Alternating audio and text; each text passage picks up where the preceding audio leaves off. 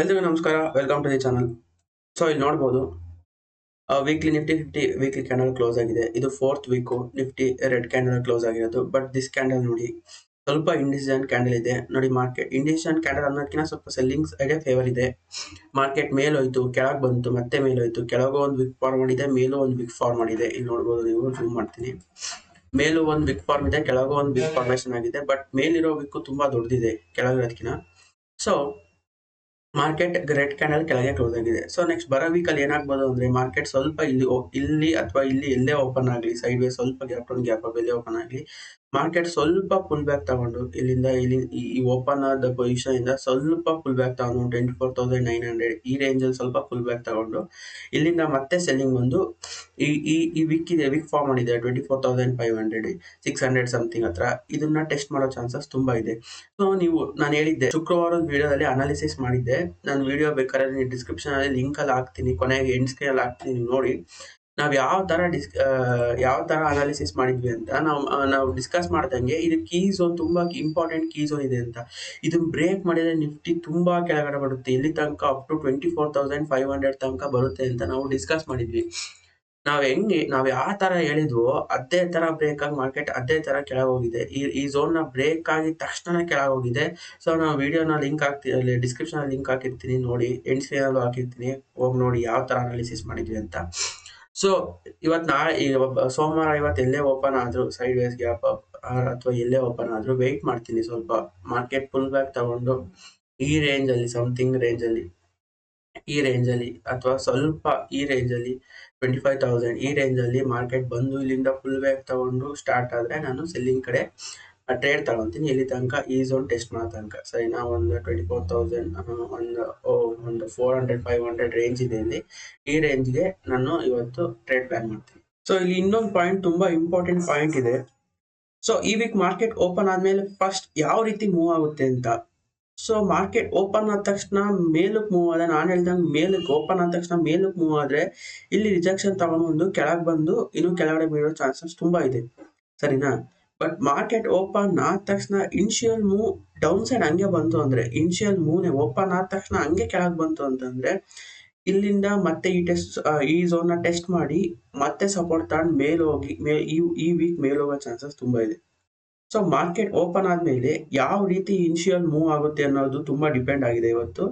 ಮೇಲ್ ಹೋದ್ರೆ ರೆಸಿಸ್ಟೆನ್ಸ್ ತಗೊಂಡು ಕೆಳಗಡೆ ಬರುತ್ತೆ. ಓಪನ್ ಆದ ತಕ್ಷಣ ಕೆಳಗೆ ಬಂದ್ರೆ ಸಪೋರ್ಟ್ ತಗೊಂಡು ಮೇಲೆ ಹೋಗುತ್ತೆ. So first move is very important today. So ನೋಡೋಣ ಯಾವ ರೀತಿ ಮೂವ್ ಆಗುತ್ತೆ ಅಂತ. ಸೊ ಇವತ್ತಿನ ಪ್ಲಾನ್ ಏನು ಅಂದ್ರೆ, ನೋಡಿ ನಾನು ಹೇಳ್ದಂಗೆ ಮಾರ್ಕೆಟ್ ಸೈಡ್ ವೇಸ್ ಓಪನ್ ಆಗಿದೆ. ಓಪನ್ ಆದ ತಕ್ಷಣ ಮೊಮೆಂಟಮ್ ಮೇಲ್ಗಡೆ ಕೊಡ್ತಿದೆ. ಸೊ ಓಕೆ, ಮಾರ್ಕೆಟ್ ಮೇಲಕ್ಕೆ ಬಂದು ಇಲ್ಲಿ 24,917 ಇದು ತುಂಬಾ ಇಂಪಾರ್ಟೆಂಟ್ ರೆಸಿಸ್ಟೆನ್ಸ್ ಝೋನ್ ಇದೆ, ಯಾಕಂದ್ರೆ ಇಲ್ಲಿ ಸಪೋರ್ಟ್ ಆಗಿ ಆಕ್ಟ್ ಮಾಡ್ತಿತ್ತು. ಸೊ ಮಾರ್ಕೆಟ್ ಇದನ್ನ ಒಂದ್ ಗೋ ಅಲ್ಲಿ ಬ್ರೇಕ್ ಮಾಡಿದೆ. ಸೊ ಇದು ಒಳ್ಳೆ ರೆಸಿಸ್ಟೆನ್ಸ್ ಆಗಿ ಆಕ್ಟ್ ಮಾಡಬಹುದು. ಸೊ ಮಾರ್ಕೆಟ್ ನೆಕ್ಸ್ಟ್ ಟೈಮ್ ಇಲ್ಲಿಗೆ ಬಂದಾಗ ನಾವು ಇಲ್ಲಿಂದ ಮಾರ್ಕೆಟ್ ನ ರಿಜೆಕ್ಷನ್ ತಗೊಂಡು ಕೆಳಗಡೆ ಹೋಗ್ಬೋದು ಅನ್ನೋ ಪ್ರಾಬಬಿಲಿಟಿ ಮೇಲೆ ನಾವು ಒಂದು ಟ್ರೇಡ್ ತಗೋಬಹುದು. ಸೊ ನಾನು ಅಪ್ಡೇಟ್ ಮಾಡ್ತೀನಿ ಟ್ರೇಡ್ ಸಿಕ್ಕರೆ. ನೀವು ಇಲ್ಲಿ ನೋಡ್ಬೋದು ಮಾರ್ಕೆಟ್ ನಾವು ಅಂದ್ಕೊಂಡಿದ್ದ ರೆಸಿಸ್ಟೆನ್ಸ್ ಝೋನ್ಗೆ ಬರ್ತಾ ಇದೆ. ಸೊ ಮಾರ್ಕೆಟ್ ಇಲ್ಲಿಂದ ರಿಜೆಕ್ಷನ್ ತಗೊಳಕ್ ಸ್ಟಾರ್ಟ್ ಮಾಡ್ತು, ರೆಡ್ ಕ್ಯಾಂಡಲ್ ಫಾರ್ಮೇಶನ್ ಮಾಡಕ್ ಸ್ಟಾರ್ಟ್ ಮಾಡ್ತು ಅಂದ್ರೆ ಒಳ್ಳೆ ಪ್ರೈಸ್ ಆಕ್ಷನ್ ಫಾರ್ಮ್ ಮಾಡ್ತು ಅಂದ್ರೆ ನಾವು ಸೆಲ್ಲಿಂಗ್ ಕಡೆ ಟ್ರೇಡ್ ತಗೋಬಹುದು, ಅಂದ್ರೆ ಪುಟ್ ಬೈ ಮಾಡಬಹುದು. ಈ ಕ್ಯಾಂಡಲ್ ಕ್ಲೀನ್ ಆಗಿ ವಿಕ್ ಇಲ್ದಾನೆ up side green candle close ಮಾಡಿ, ವಿಕ್ಕೆ ಇಲ್ದಂಗೆ ಕ್ಲೀನ್ ಆಗಿ ಕ್ಲೋಸ್ ಮಾಡಿ ನೆಕ್ಸ್ಟ್ ಕ್ಯಾಂಡಲ್ ಸೆಲ್ಲಿಂಗ್ ಪ್ರೆಷರ್ ಬಂತು, ಮಾರ್ಕೆಟ್ ಸೆಲ್ಲಿಂಗ್ ಸೈಡ್ ಬಂತು ಅಂದ್ರೆ ನಾವು ಎಂಟ್ರಿ ಆಗ್ಬೋದು. ಯಾಕೆ ಅಂದ್ರೆ ಇದು ಫುಲ್ ಕ್ಲೀನ್ ಆಗಿ ಅಪ್ ಸೈಡ್ ಕ್ಲೋಸ್ ಆಗಿ ವಿಕ್ಕೆ ಇಲ್ದಂಗೆ ಕ್ಲೋಸ್ ಆಯ್ತು ಅಂದ್ರೆ ಇದು ಎಕ್ಸಾಕ್ಷನ್ ಕ್ಯಾಂಡಲ್ ತರ. ಸೊ ಇಲ್ಲಿ ನೋಡಬಹುದು, ನಾನು ಹೇಳ್ದಂಗೆ ಇಲ್ಲಿಂದ ಸೆಲ್ಲಿಂಗ್ ಬರ್ತಿದೆ. ಸೊ ನಾನು ಬೈ ಮಾಡ್ತಾ ಇದ್ದೀನಿ. ಓಕೆ, ಬೈಯಿಂಗ್ ಸ್ವಲ್ಪ ಲೇಟ್ ಆಯ್ತು, ಮುಂಚೆನೆ ಬೈ ಮಾಡ್ಬೇಕಿತ್ತು. ಸೊ ಇಲ್ಲಿ ನೋಡಿ, ನಾವು ರೆಸಿಸ್ಟೆನ್ಸ್ ಝೋನ್ ಮಾರ್ಕ್ ಮಾಡಿದ್ವಲ್ಲ, ಇದೇ ರೆಸಿಸ್ಟೆನ್ಸ್ ಝೋನ್ಗೆ ಮಾರ್ಕೆಟ್ ಬಂದು ಇಲ್ಲಿಂದ ರಿಜೆಕ್ಷನ್ ತಗೊಂತ ಇದೆ. ಸೊ ಇದ್ರ ಮೇಲೆ ಸ್ಟಾಪ್ ಲಾಸ್. ನಾನು ಎಂಟ್ರಿ ಒಂದ್ ನಿಮಿಷ ತೋರಿಸ್ತೀನಿ.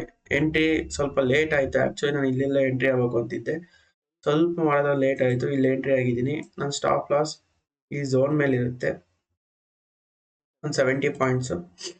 ಸೊ ನನ್ನ ಟಾರ್ಗೆಟ್ ಈ ವೀಕ್ ನ ಮಾರ್ಕೆಟ್ ರೀಟೆಸ್ಟ್ ಮಾಡುತ್ತೆ ಅಂತ.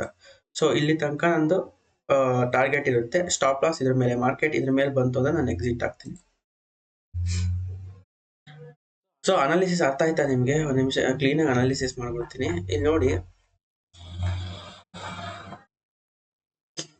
ಮಾರ್ಕೆಟ್ ಚೆನ್ನಾಗಿ ಬಿದ್ದಿತ್ತು ನೆನ್ನೆ. ನ್ಯೂಸ್ ಬಂತು, ನ್ಯೂಸ್ ಬರ್ಲಿಲ್ಲ ಅಂದ್ರೂ ಟೆಕ್ನಿಕಲ್ಸ್ ಪ್ರಕಾರ ಇದು ಬೀಳೋಂತ ಮಾರ್ಕೆಟೇ ಸರಿನಾ. ಮಾರ್ಕೆಟೇ ಚೆನ್ನಾಗಿ ಬಿತ್ತು, ಒಂದು ವಿಕ್ ಫಾರ್ಮ್ ಮಾಡ್ತು, ಒಂದು ದೊಡ್ಡ ವಿಕ್ ಫಾರ್ಮ್ ಮಾಡ್ತು.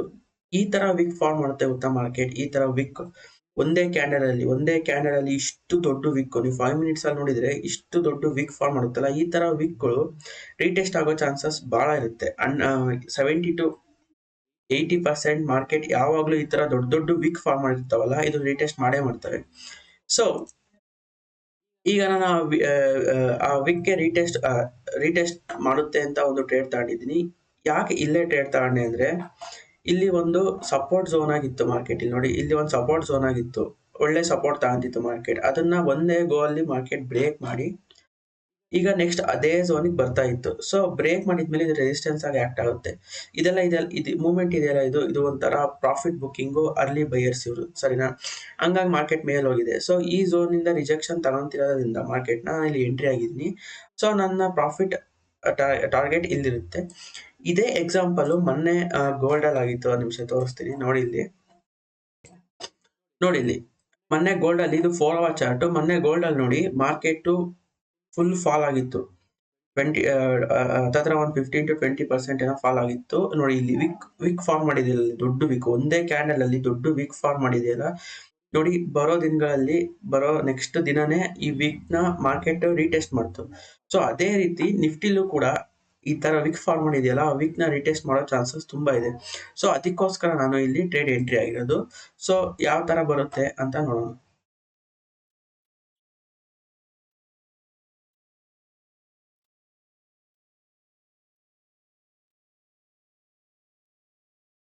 ಸೊ ಇಲ್ಲಿ ನೋಡ್ಬೋದು, ಮಾರ್ಕೆಟ್ ಮತ್ತೆ ಈ ಲೋನ ಬ್ರೇಕ್ ಮಾಡಿ ಸೆಲ್ಲಿಂಗ್ ಬರ್ತಿದೆ. ಸ್ವಲ್ಪ ಫುಲ್ ಬ್ಯಾಕ್ ತಗೊಂಡಿತ್ತು.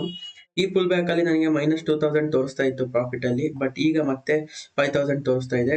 ಸೊ ಅದಕ್ಕೆ ಟ್ರೇಡಿಂಗ್ ಅಲ್ಲಿ ಪೇಷನ್ಸ್ ತುಂಬಾ ಇಂಪಾರ್ಟೆಂಟ್. ಈ ಫುಲ್ ಬ್ಯಾಕ್ ಅಲ್ಲಿ ಬಹಳ ಜನ ಎಕ್ಸಿಟ್ ಆಗ್ಬಿಡ್ತಾರೆ.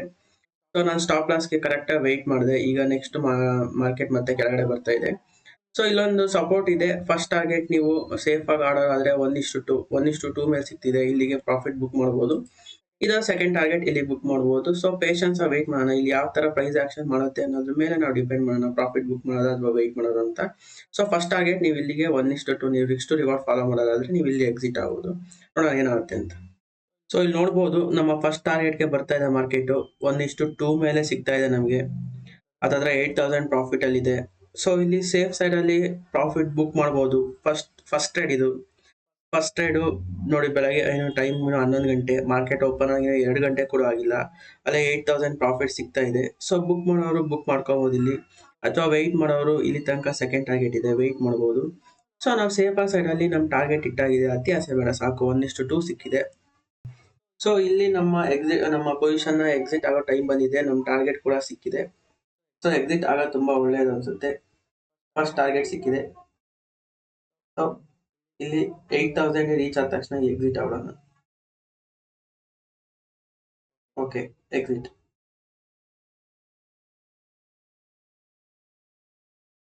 ಸೊ ಇಲ್ಲಿ ನೋಡಬಹುದು, ಇವತ್ತಿಂದು ಪ್ರಾಫಿಟ್ 8344 ರುಪೀಸು, ಹತ್ತತ್ರ 46% ರಿಟರ್ನ್. ನಾವು ಹಾಕಿರೋ ಇನ್ವೆಸ್ಟ್ಮೆಂಟ್ ಅಲ್ಲಿ 46, ಹತ್ತತ್ರ 50% ರಿಟರ್ನ್ ಬಂದಿದೆ. ಸೊ ನಿನ್ನೆ 1500 ಅಂದ್ರೆ ಶುಕ್ರವಾರ 1500 ಪ್ರಾಫಿಟ್ ಆಗಿತ್ತು, ಅದರಿಂದ 6000 ಪ್ರಾಫಿಟ್ ಆಗಿತ್ತು. ಇವತ್ತು 8300 ಪ್ರಾಫಿಟ್ ಆಗಿದೆ. ಸೊ ಇಲ್ಲಿ ನೋಡ್ಬೋದು, ನನ್ನ ಪೊಸಿಷನ್ ತಗೊಂಡಿರೋದೇ 3, ಇವು ಬಿಟ್ಟು ಯಾವ ತಗೊಂಡಿಲ್ಲ ನಾನು. ಈ ತಗೊಂಡಿರೋ 3 ಪೊಸಿಷನ್ ಅಲ್ಲೂ ನಾನು ಸ್ಟಾರ್ಟ್ ಮಾಡಿದಾಗಿಂದ ತಗೊಂಡಿರೋ 3 ಪೊಸಿಷನ್ ಅಲ್ಲಿ 3 ಪ್ರಾಫಿಟ್ ಅಲ್ಲಿ ಇದ್ದಾವೆ. ಇದು ಪ್ಯೂರ್ ಟೆಕ್ನಿಕಲ್ ಅನಾಲಿಸಿಸ್ ಮೇಲೆ ನಾವು ಟ್ರೇಡ್ ತಗೊಂತ ಇರೋದು. ಸೊ ಇಲ್ಲಿ ಈ ಝೋನ್ ಈ ಸಪೋರ್ಟ್ ನ ಬ್ರೇಕ್ ಆಯ್ತು ಅಂದ್ರೆ ನೆಕ್ಸ್ಟ್ ಇಲ್ಲಿ ತನಕ ಟೆಸ್ಟ್ ಮಾಡೇ ಬರುತ್ತೆ ಮಾರ್ಕೆಟ್. ಇವತ್ತು ಬರ್ಬೋದು ಇಲ್ಲಿ ತನಕ. ಸೊ ನೋಡಿ, ಬ್ರೇಕ್ ಆಗ್ತದೆ. ಇಲ್ಲಿ ನಾವು ಇಟ್ಕೊಂಡಿದ್ರೆ ಪೊಸಿಷನ್ ತುಂಬಾ ಚೆನ್ನಾಗಿ ಪ್ರಾಫಿಟ್ ಇರೋದು. ಇಟ್ಸ್ ಓಕೆ, ಸಾಕು. 1:2 ಸಿಕ್ಕಿದೆ. ಸೊ ನೀವು ಬೇಕಾದ್ರೆ ಇಲ್ಲಿ ತನಕನು ಟ್ರಯಲ್ ಮಾಡಬಹುದು. ಇಲ್ಲಿ ತನಕ 24,600 ನೋಡಿ, ಹೇಳಿದ್ನಲ್ಲ. ನೋಡ್ರಿ ಹೆಂಗ್ ಬ್ರೇಕ್ ಆಯ್ತು. ಈ ಇವತ್ತಿನ ಲೋನ ಬ್ರೇಕ್ ಆದ ತಕ್ಷಣ ಹೆಂಗ್ ಸೆಲ್ಲಿಂಗ್ ಬಂತು. ಸೊ ಇಲ್ಲಿ ತನಕ 24,600. ಬೇಕಾದ್ರೆ ನೀವು ಮಾರ್ಕೆಟ್ ಕ್ಲೋಸ್ ಆದ್ಮೇಲೆ ನೋಡಿ, ಮಾರ್ಕೆಟ್ ಇಲ್ಲಿಗೆ ಬರೋ ಚಾನ್ಸಸ್ ತುಂಬಾ ಇದೆ. 24,600 ತನಕ ಬರ್ಬೋದು. ಇಲ್ಲಿಗೆ ಬಂದು ಇಲ್ಲಿ ಡಿಸೈಡ್ ಆಗ್ಬೋದು, ಇಲ್ಲಿಂದ ಮೇಲ್ ಹೋಗೋದಾ ಕೆಳಗೆ ಹೋಗೋದು ಅಂತ. ನನ್ನ ಅನ್ಸಿಕೆ ಇಲ್ಲಿಗೆ ಬಂದು ಇಲ್ಲಿಂದ ಸ್ವಲ್ಪ ಸಪೋರ್ಟ್ ತಗೊಂಡು ಇವತ್ತು ಟೈಮ್ ವೇಸ್ಟ್ ಮಾಡುತ್ತೆ ಅನ್ಸುತ್ತೆ. ಇಲ್ಲಿಂದ ಸಪೋರ್ಟ್ ತಗೊಂಡು ಇವತ್ತು ಟೈಮ್ ವೇಸ್ಟ್ ಮಾಡಿ ನಾಳೆ ಇಲ್ಲ ನಾಡಿದ್ದು ಇದು ಬ್ರೇಕ್ ಆಗಿ ಇಲ್ಲಿಂದ ತುಂಬಾ ಕೆಳಗಡೆ ಹೋಗೋ ಚಾನ್ಸಸ್ ಇದೆ. ಸೊ ಇವತ್ತಿನ ಟಾರ್ಗೆಟ್ 8300 ಇದೆ, ಒಳ್ಳೆ ಪ್ರಾಫಿಟ್.